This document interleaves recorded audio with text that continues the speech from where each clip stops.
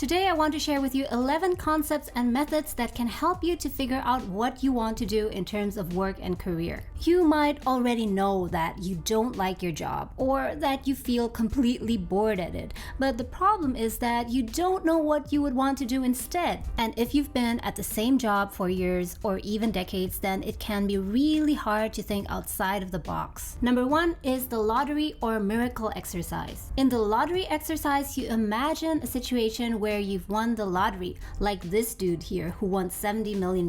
With money not being an issue anymore for your entire life, then what would you do with this freedom? After taking 6 months off to relax at a beach, perhaps Bali, binging on Netflix, and then buying any imaginable gadget or bag that you want, what would you then want to do? And stop your urge here to say, oh, it's just a fantasy. We're not trying to talk about what is realistic here yet, but what we're trying to do is to get to the bottom of what you really want. Number 2, try and think about the kind of person that you want to become and change your self-image. Instead of thinking in terms of what kind of job do I want or what kind of career do I want, try to think in terms of what is the type of person that I want to be. And then juxtapose that with the type of person who you think you are now. Example, someone sees himself as the type of person who doesn't speak his mind because he wants to be polite.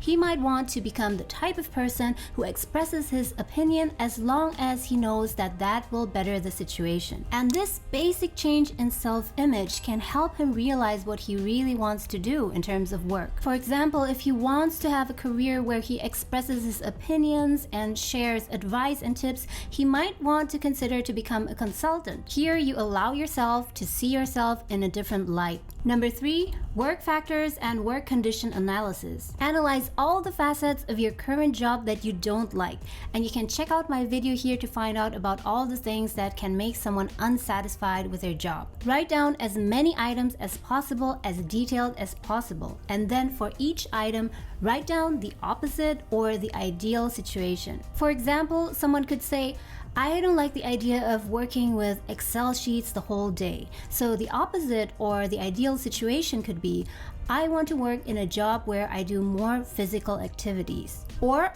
I'm bored working with the same 5 to 6 people every single day of the year.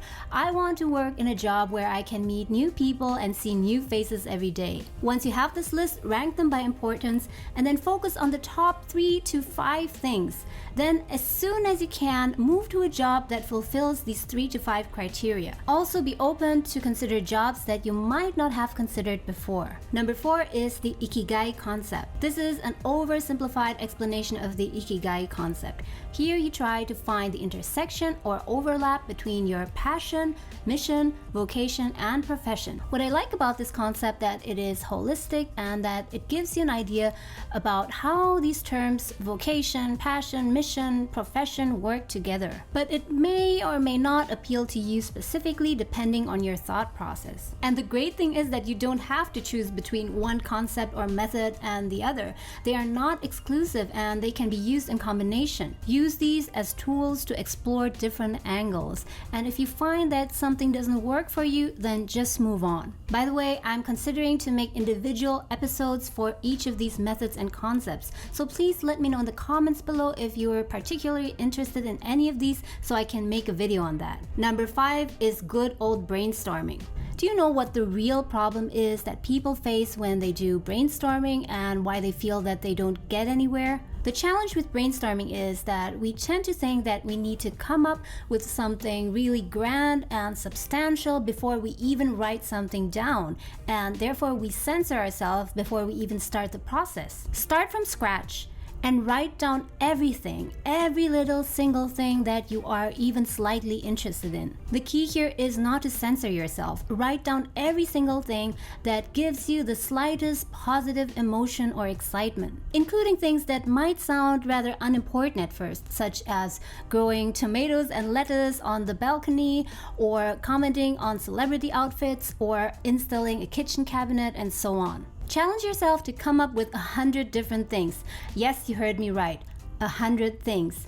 And then rank them according to different criteria. The criteria could be, for example, things that are most fun, things that I could start the fastest, and things that cost the least money. Number 6 is change your level of analysis. Many people focus on finding their passion or finding out what is fun and what they love to do. And that is great. If you can find that, then you will be in a very good position. But if this kind of search leads you specifically to nowhere, then consider expanding your search from passion to meaning. What are the things that are meaningful to me?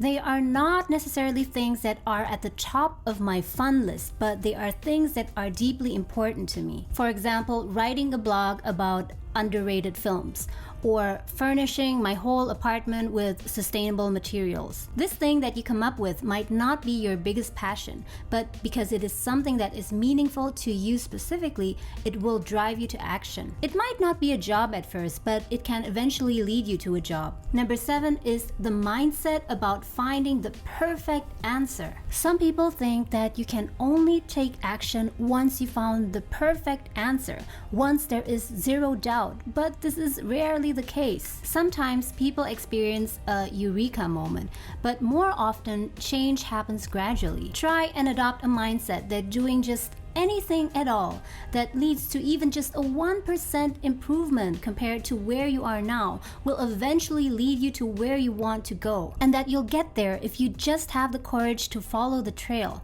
And here you need to become comfortable with ambiguity. Number 8 is go on a sabbatical, or what I call an adventure. Sometimes what you need to get out of your mind and be able to see things in a different way is a complete change of situation. A sabbatical is an arrangement that you make with your employer where you leave your job for a time period of usually 6 months to a year or so, which is unpaid. And part of that agreement is that after those 6 months or 1 year is up, you can go back to your job and continue your work. And during this time, you can either study or travel and explore a country or learn a new language or work on your personal project. You know that feeling when you're on a holiday and you're lying on a beach and suddenly you get all these different ideas just because you're in this different environment. And don't underestimate the effect that a well-planned sabbatical can have. Of course, it has to be very well thought through, and there are a lot of considerations, especially on the financial side,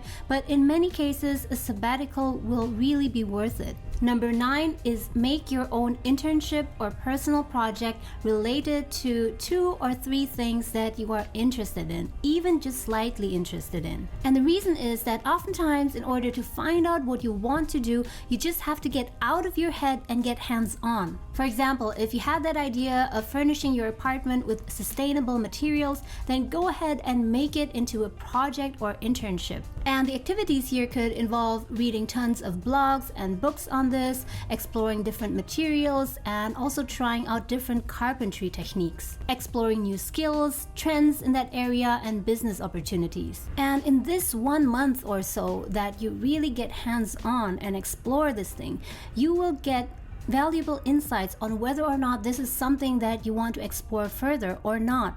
You could, for example, get the insight that you want to become a painter, or that you want to work in a furniture store, or that you want to explore or develop sustainable building material, and so on. Things that if you hadn't explored intensively for a long enough amount of time, you wouldn't know that you would be interested in. Number 10 is personality tests. Try and take personality tests that help you find out what kind of career might be suitable for your personality. For example, the self-directed search test or the Myers-Briggs test, and many others. Always take the results with a grain of salt, and I would even advise you to not just take one test, but try a variety of tests and see what kind of patterns emerge from there.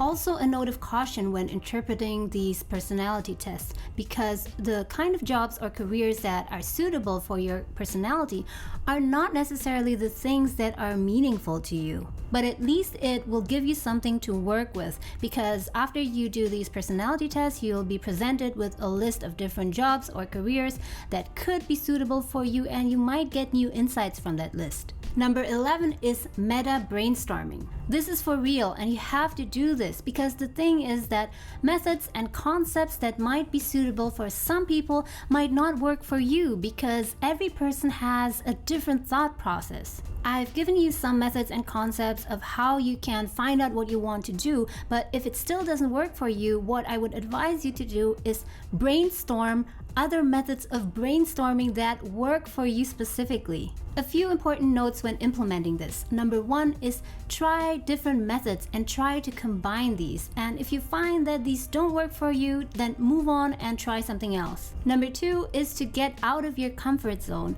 This means that if you happen to be someone who is more on the analytical side, try to get out of that mindset once in a while and try concepts or methods which engage your more intuitive side. And number three, vice versa, if you are a more intuitive person, try to get out of that mindset and try more analytical approaches. And keep in mind that there is no single best way, because there are methods and concepts that appeal to people with more analytical minds, and then there are others that appeal to people with more intuitive minds. I challenge you, if you really want to find out what you want to do, to just go through these until you find something that clicks and that works for you. This channel is for all those of you out there who want to build a fulfilling and meaningful career instead of just doing what everyone else does or trying to fulfill someone else's expectations, so that you can live a life with the least regret. If this video was useful to you, then please hit the like button. Also, don't forget to check out my other videos on how you can build a fulfilling and meaningful career.